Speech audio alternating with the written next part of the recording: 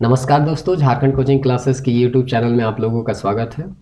तो उम्मीद करते हैं आप सब बेहतर होंगे और आने वाले परीक्षाओं की तैयारी में लगे हुए होंगे। जैसा कि कहा भी जा रहा है 21 अगस्त 2022 को जेएसएससी सीजीएल का एग्ज़ाम ले लिया जाएगा। तो उम्मीद करते हैं आप सब अपना सारा मेहनत पढ़ाई में लगा रहे होंगे और अपने तैयारी को बेहतर से बेहतर करने का प्रयास कर रहे होंगे। इसी क्रम में हम लोग जो है आप लोगों को YouTube पर रसायन शास्त्र का क्रमवार वीडियो उपलब्ध करा रहे हैं, जिसमें 3 अध्याय का वीडियो उपलब्ध करा दिया गया है और हम लोगों का प्रयास रहेगा कि जल्द से जल्द 9 अध्याय का जो चैप्टर है उसका सारा वीडियो आप लोगों को YouTube में उपलब्ध करवा दिया जाए, ताकि आप इस वीडियो को देखें और रसायन शास्त्र से संबंधित जो भी आप लोगों के मन में कन्फ्यूजन है वो कन्फ्यूजन दूर हो पाए। और साथ ही साथ हम लोग MCQ सीरीज भी चला रहे हैं, तो उसको भी जाके देखिए, क्योंकि इससे संबंधित जो भी MCQ पिछले साल पूछे गए हैं विभिन्न एग्जामों में उसके बारे में हम लोग वहाँ पे चर्चा कर रहे हैं। तो चलिए वीडियो को और लेट ना करते हुए हम लोग परमाणु संरचना के बारे में पढ़ने का या समझने का प्रयास करते हैं। पिछले 3 वीडियो में हम लोग परमाणु के बारे में या पदार्थ के बारे में थोड़ा बहुत समझने का प्रयास कर रहे थे। पिछला चैप्टर अगर आप लोग समझे होंगे या पिछला वीडियो आप लोग देखे होंगे तो हम लोग वहाँ पे देखे थे डाल्टन के द्वारा आपका एटॉमिक थ्योरी दिया गया था और उसमें कहा गया था कि एटम जो होता है या परमाणु जो होता है उसको हम लोग विखंडित या तोड़ नहीं सकते थे, लेकिन उसका लिमिटेशन में हम लोग देखे थे कि नहीं, उसको हम लोग तोड़ सकते हैं इलेक्ट्रॉन, प्रोटॉन और न्यूट्रॉन में। ये सब सारा चर्चा हम लोग पिछला वीडियो में कर चुके हैं। तो जब हम तोड़ सकते हैं इलेक्ट्रॉन, प्रोटॉन और न्यूट्रॉन, तो कोई तो होगा जो उसको क्या किया होगा, पहली बार बताया होगा कि हाँ इलेक्ट्रॉन भी है, प्रोटॉन भी है, न्यूट्रॉन भी है, और उसको उस जो कण है उसको खोजने का उन वैज्ञानिकों को श्रेय दिया जाता है। तो इसी क्रम में 4 वैज्ञानिक का नाम आता है जो इलेक्ट्रॉन, प्रोटॉन और न्यूट्रॉन को खोजे थे। पहला नाम आपका गोल्डस्टीन का आता है, फिर जे थॉमसन का आता है, फिर रदरफोर्ड का आता है, फिर चैडविक का आता है। तो एक एक करके हम लोग यहाँ पे देखते हैं कि कौन से ये एक्सपेरिमेंट किए थे और किस तरह से कब कब इलेक्ट्रॉन, प्रोटॉन और न्यूट्रॉन को खोजा गया। तो सबसे पहला नाम आता है गोल्डस्टीन का।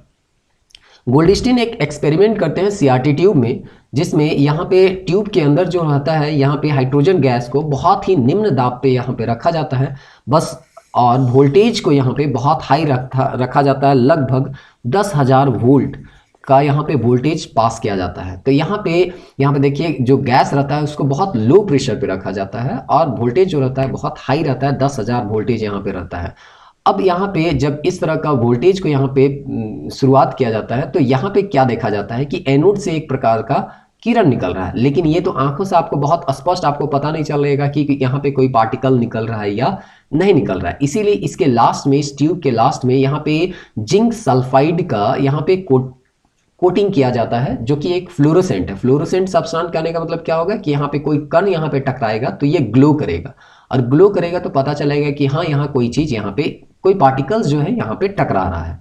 तो इस क्रम में यहाँ पे गोल्डस्टीन जो होते हैं ये एक्सपेरिमेंट करते हैं और देखते हैं कि यहाँ पे ये जो जिंक सल्फाइड है वो ग्लो कर रहा है, और इस तरह से यहाँ पे ये जो कैथोड था यहाँ पे ये छिद्र कर देते हैं। तो ये छिद्र से ही ये जो एनोड किरण है या पॉजिटिव चार्ज है वो यहाँ से इस छिद्र से पार होके जिंक सल्फाइड को ग्लो कर रहा था।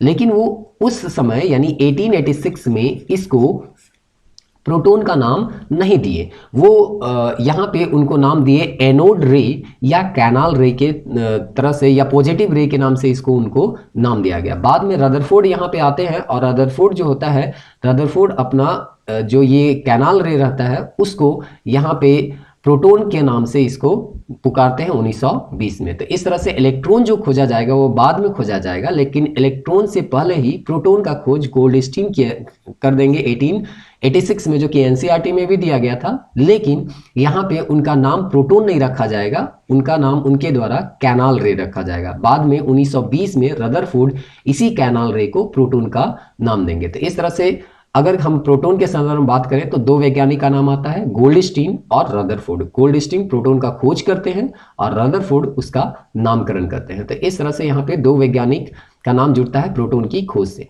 अब अगला वैज्ञानिक जो आते हैं वो जे थॉमसन है, और इस तरह से ये भी एक एक्सपेरिमेंट करते हैं 1887 में।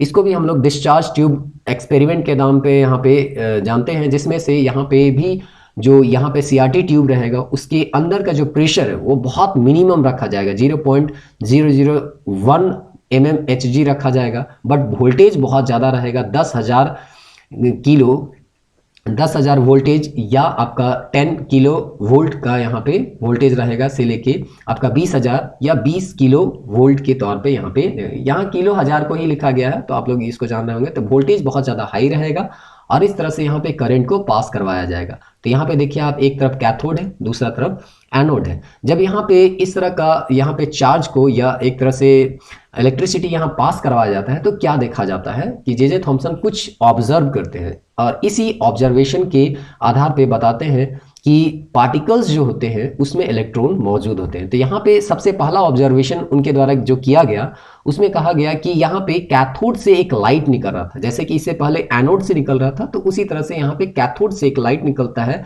जो कि स्ट्रेट लाइन में यहाँ पे जाते हैं। और इस तरह से पहला यहाँ पे देखा गया कि जो है कैथोड से निकलता हुआ एक स्ट्रेट लाइट। उसके बाद दूसरा एक्सपेरिमेंट क्या होता है, यहाँ पे एक पंखा टाइप से, जिसको पाद चक्र के नाम से भी यहाँ पे जा रहे हैं, तो वहां पे ये चीज को बीच में लगा दिया जाता है इस ट्यूब के बीच में। अब वो क्या देखते हैं कि जैसे ये लाइट यहाँ से गुजरता है तो यहाँ पे ये पंखा जो है वो घूमने लगता है और घूमता है, और इससे वो क्या निष्कर्ष निकालेंगे कि यहाँ पे जो लाइट है वो लाइट ना होके कोई ना कोई इस लाइट में पार्टिकल मौजूद होगा, क्योंकि हम जानते हैं लाइट जो होता है उसमें मास नहीं होता है, इसीलिए तो लाइट को हम लोग मैटर या पदार्थ के तौर पे उसको नहीं रखते हैं, जो कि पिछले चैप्टर में हम लोग पहला चैप्टर में ही डिस्कस कर चुके हैं। तो अगर मास नहीं है तो यहाँ पे ये इसको कैसे घुमाएगा, तो इसका मतलब ये जो लाइट जैसा कुछ आपको दिखाई दे रहा है इसमें कुछ ना कुछ छोटे छोटे पार्टिकल्स होंगे जो इसको घुमा रहा है, और उसमें भले नेग्लिजिबल ही सही लेकिन कुछ तो मास यहाँ पे होगा, उनमें कुछ ना कुछ काइनेटिक एनर्जी होगा, इसीलिए ये पंखा जैसा जो चीज यहाँ पे दिख रहा है पाद चक्र उसको घुमा रहा है। तो इस तरह से ये निष्कर्ष निकालेंगे कि ये जो लाइट है जो कि कैथोड से निकल रहा है उसमें कोई ना कोई एक कण होगा, इसी को आगे चल के वो यहाँ पे इलेक्ट्रॉन का नाम देंगे। उसके बाद दूसरा यहाँ पे देखते हैं कि ये जो होता है नेगेटिव चार्ज इसको डिफ्लेक्ट करता है और पॉजिटिव इसको अट्रैक्ट करता है, और इसी के आधार पे कहेंगे ये जो लाइट है, बाद में पता चलेगा कि ये लाइट जो दिख रहा है वो लाइट जो है वो इलेक्ट्रॉन है। तो इलेक्ट्रॉन हम लोग जानते हैं, अभी ना जानते हैं कि हम लोग ये कि ये नेगेटिव चार्ज है, लेकिन ये इस एक्सपेरिमेंट से ही पता चला कि ये नेगेटिव जो होता है ये इसको रिपेल कर रहा है। हम लोग जानते हैं सेम चार्ज जो होते हैं वो रिपेल करते हैं और अपोजिट चार्ज जो होते हैं वो अट्रैक्ट होते हैं। तो इस तरह से इलेक्ट्रॉन जो है वो पॉजिटिव चार्ज की ओर अट्रैक्ट हो रहा है। तो इस तरह से ये चीज ये अपने सीआरटी ट्यूब में देखते हैं। उसके बाद इलेक्ट्रिक फील्ड से भी ये डिफ्लेक्ट होता है, तो इस तरह से ये चीज को भी वो अपने इस एक्सपेरिमेंट में ऑब्जर्व करते हैं। तो इस तरह से सीआरटी ट्यूब का एक्सपेरिमेंट किए और रदरफोर्ड जो है वो आपके इलेक्ट्रॉन के बारे में आपका जानकारी देते हैं। उसके बाद यहाँ पे आपका जेम्स चैडविक आते हैं, और जेम्स चैडविक जो होंगे वो आपके न्यूट्रॉन के बारे में यहाँ पे खोज करेंगे तो 1932 में। तो इस तरह से 1897 में आपका इलेक्ट्रॉन खोजा जाता है। उसके बाद 1886 में आपका प्रोटॉन का खोज होता है कैनाल रे के रूप में, और लास्टली सबसे लास्ट में आपका प्रोटॉन का खोज न्यूट्रॉन का खोज होगा जेम्स चैडविक के द्वारा। और इस तरह से आपका तीनों पार्टिकल हमको मिल जाता है, और उसके बाद तीनों का विशेषता यहाँ पे आपको बताया गया है। इससे सवाल एमसीक्यू आपके बनते हैं जो कि हम लोग एमसीक्यू सीरीज में देख भी चुके हैं। सबसे पहले इसका चार्ज देखिए इलेक्ट्रॉन का आपका -1.6022 इंटू 10⁻⁻19 कूलम। इसको हम लोग रिलेटिव या सापेक्ष आवेश के रूप में -1 सिंपली लिख देते हैं ताकि आसान हो जाए। इसका अगर मास देखें तो लगभग नेग्लिजिबल है और इसको हम लोग 0 मान के चल सकते हैं। उसके बाद प्रोटॉन का यहाँ पे देखेंगे तो सेम चार्ज है, बस यहाँ पे नेगेटिव है और यहाँ पे पॉजिटिव है। यहाँ पे भी आवेश लगभग वहाँ पे नेगेटिव था, तो बस यहाँ पे चार्ज का जो है वो पॉजिटिव चार्ज हो जाएगा। मास अगर देखें तो 1.67262 इंटू 10⁻⁻27 kg यहाँ पे हो जाएगा। और उसके बाद इसको रिलेटिवली अगर हम देखें तो 1 के तौर पे हम इसको मान सकते हैं। उसी में न्यूट्रॉन देखें तो इसमें कोई भी चार्ज नहीं होता है। अगर इसका आवेश देखें तो इसमें जब चार्ज है ही नहीं तो यहाँ पे कोई आवेश भी नहीं होगा। इसका मास देखें तो यहाँ पे ध्यान दीजिएगा क्योंकि एमसीक्यू सीरीज में लगभग यहाँ पे हम लोग मानते हैं, देखिए यहाँ पे दोनों का सापेक्ष यहाँ पे द्रव्यमान जो है वो एक ही लिखा हुआ है, लेकिन दोनों में बेसिक थोड़ा सा अंतर है। यहाँ पे देखिए यहाँ पे 672 है और यहाँ पे है 674। तो इस तरह से यहाँ पे थोड़ा सा न्यूट्रॉन का हम कह सकते हैं कि प्रोटॉन के तुलना में क्या होता है, भारी होता है। तो इस क्रम में आपको वहां पे पूछा भी गया था कि न्यूट्रॉन और प्रोटॉन में कौन ज्यादा भारी होता है, तो न्यूट्रॉन जो होता है वो भारी होता है, लेकिन इन जनरल हम लोग दोनों को इक्वल मान के चलते हैं। तो इस तरह से ये चीज़ को आप लोग यहाँ पे ध्यान में रखिएगा। अब हम लोग अगला टॉपिक देखते हैं कि जैसे कि हम लोगों ने कहा था कि इलेक्ट्रॉन, प्रोटॉन, न्यूट्रॉन ही नहीं, एटम और भी इससे भी छोटे चीज या पार्टिकल से मिलके पढ़ते हैं, जिसको हम लोग को बहुत डिटेल में तो नहीं पढ़ना है, लेकिन बेसिक थोड़ा बहुत हम लोगों को यहाँ पे जानना बहुत जरूरी है। तो सबसे पहले इस पार्टिकल्स को हम लोग बोलते हैं सब एटॉमिक पार्टिकल्स, और या एलिमेंट्री पार्टिकल्स इसको बोलते हैं। यही फंडामेंटल पार्टिकल्स हैं, इसी से मिलके सारे इलेक्ट्रॉन, प्रोटॉन और न्यूट्रॉन आपके बने हुए हैं। तो इसको हम लोग समझने का प्रयास करते हैं। तो इसको दो कैटेगरी में यहाँ पे रखा गया है, एक को बोलते हैं फर्मियोन्स और दूसरा को बोलते हैं आपके बोसोन। अब उसको फर्मियोन्स को पुनः दो कैटेगरी में बांटा गया है, एक को क्वार्क में बांटा गया जिसमें ये 6 है, ये 6 जो है उसको क्वार्क में रखा गया है, और बाकी जो 6 है उसको लेप्टोन्स के अंतर्गत रखा गया है। उसके बाद फर्मियोन्स जो है उसमें, सॉरी बोसोन्स जो है उसमें से आपके 1, 2, 3, 4 और 5 बोसोन्स के बारे में यहाँ पे दिया गया है।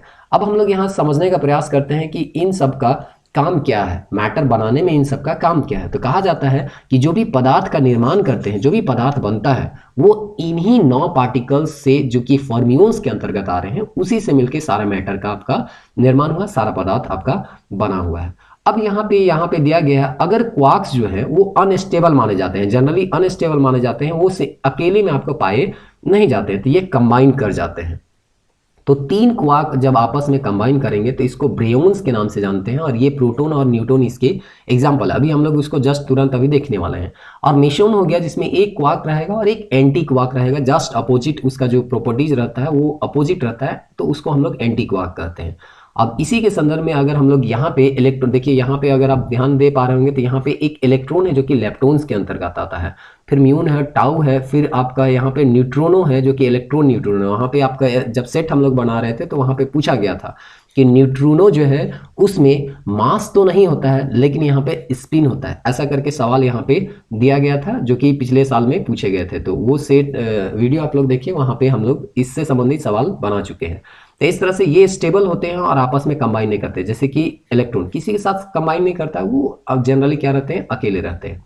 अब यहाँ पे देखते हैं, ये तो हम लोग देख लिए फर्मियोन्स के बारे में कि फर्मियोन्स जो होता है वो मैटर के निर्माण में यहाँ पे अपना योगदान देते हैं, जिसमें से लैप्टॉन जो होते हैं वो स्टेबल रहते हैं, किसी के साथ कंबाइन नहीं करते हैं, और क्वार्क्स जो रहते हैं वो आपस में कंबाइन करते हैं। अगर 3 क्वार्क्स कंबाइन कर गए तो ब्रेयॉन्स, और मेसोन जो होता है एक क्वार्क और एक एंटी क्वार्क। अब हम लोग बोसोन को समझते हैं। तो बोसोन क्या होता है, जनरली ये आपके फोर्स के लिए उत्तरदायी होते हैं।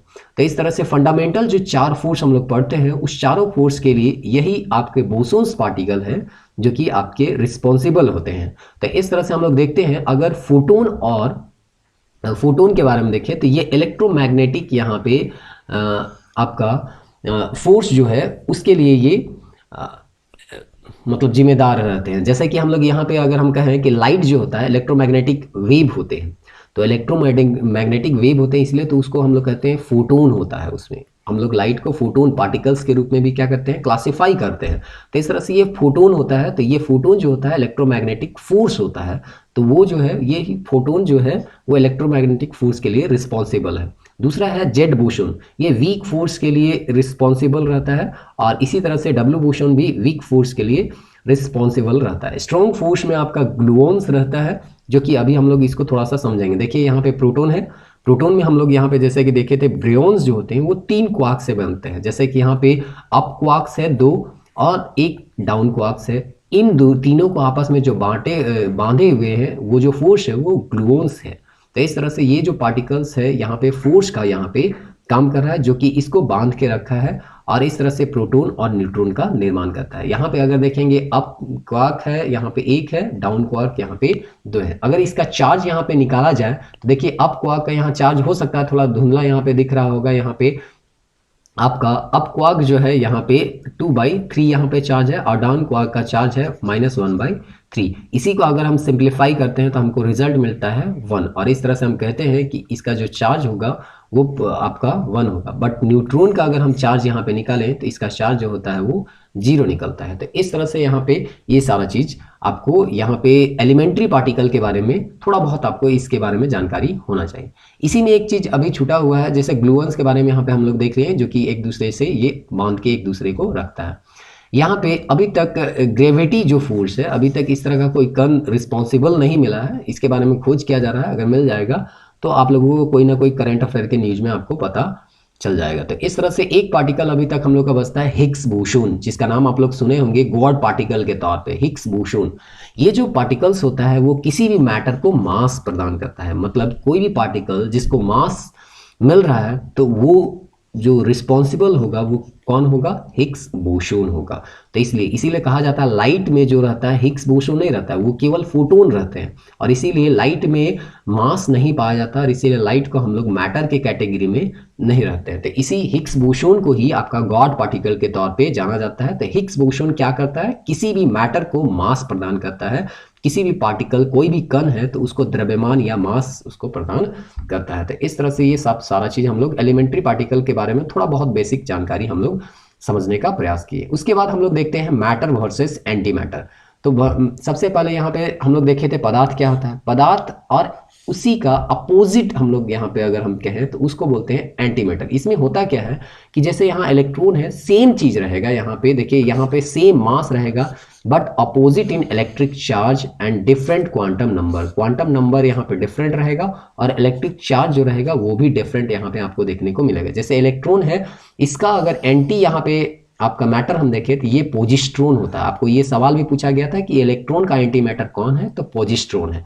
उसी तरह से यहाँ न्यूट्रॉन है तो एंटी न्यूट्रॉन हो गया, प्रोटॉन है तो एंटी प्रोटॉन हो गया। यहाँ पे सेम है, सिर्फ एंटी वर्ड जुटा हुआ है, लेकिन इलेक्ट्रॉन में पोजिस्ट्रोन होता है। तो इसलिए आपको ये सवाल एमसीक्यू के तौर पर बनाया गया था, जो कि हम लोग सॉल्व कर चुके हैं एमसीक्यू सीरीज में।